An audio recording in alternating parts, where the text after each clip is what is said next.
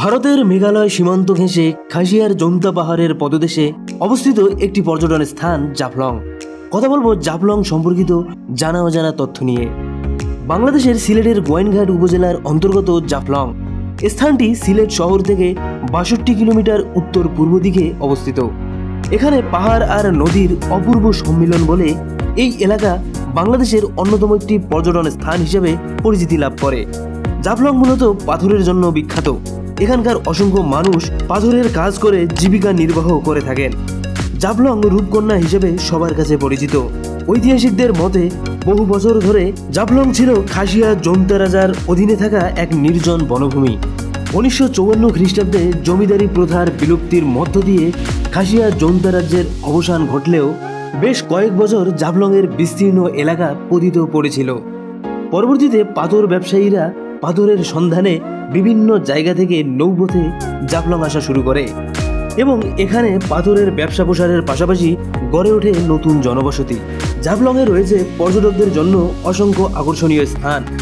জাফলং পর্যটন কেন্দ্রের বাংলাদেশ সীমান্তে দাঁড়ালে ভারত সীমান্ত অভ্যন্তরে থাকা উঁচু উঁচু পাহাড় দেখা যায়।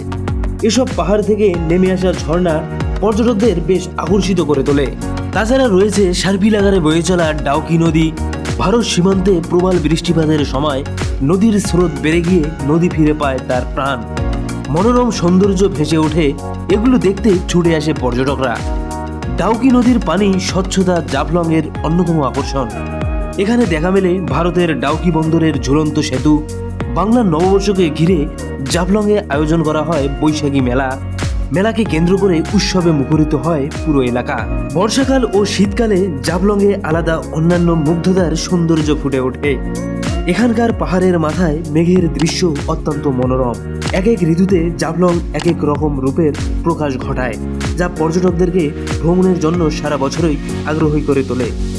জাফলংয়ের কাছাকাছি আরও রয়েছে বেশ কিছু দর্শনীয় স্থান। লালাখাল, সংগ্রামপুঞ্জি চা বাগান, তামাবিল, ডিবির হাওর শাপলা বিল, জৈন্তাপুর, মায়াবী ঝর্ণা।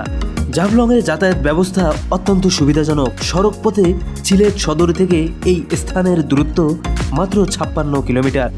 জাফলং জিরো পয়েন্টে রয়েছে তামাবিল স্থলবন্দর। এই বন্দর দিয়ে প্রতিদিন ভারতের সাথে পণ্য আমদানি রপ্তানি করা হয়। ভারতের সাথে কয়লা আমদানি রপ্তানি এই মাধ্যম। জাফলং যেতে হলে আসতে হবে চায়ের দেশ সিলেটে।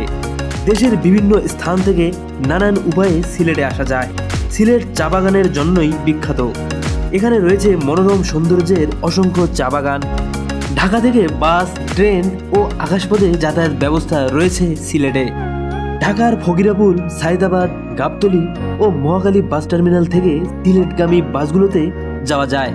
এর মধ্যে গ্রিন লাইন, এসালম, সৌদিয়া, ইউনিক, শ্যামলী, এনা ও লন্ডন এক্সপ্রেস বাসগুলো দেখা যায়। ঢাকা থেকে ট্রেনে যেতে চাইলে কমলাপুর কিংবা বিমানবন্দর রেলওয়ে স্টেশন হতে জয়ন্তিকা, উপবন, পারাবত অথবা কলোনি এক্সপ্রেস ট্রেনকে বেছে নিতে হবে। এবং ঢাকা থেকে দ্রুত সময়ে সিলেট যেতে চাইলে আকাশপথ অত্যন্ত দ্রুতগামী মাধ্যম। শাহজালাল আন্তর্জাতিক বিমানবন্দর থেকে বিমান বাংলাদেশ, নভ এয়ার এবং ইউএস বাংলা এয়ারের বিমানে সিলেট যাওয়া যায়। ক্লাস অনুযায়ী টিকিটের মূল্য ৩৫০০ থেকে শুরু করে ১০,০০০ টাকা পর্যন্ত হয়ে থাকে। সিলেট থেকে জাফলংয়ের দূরত্ব মাত্র ৬২ কিলোমিটার। সিলেট থেকে সরাসরি জাফলং যেতে চাইলে সময় লাগে ১.৫ থেকে ২ ঘন্টা। এই স্বল্প পথ সিএনজি, বাস, লেগুনা কিংবা মাইক্রোবাসে যাওয়া যায়।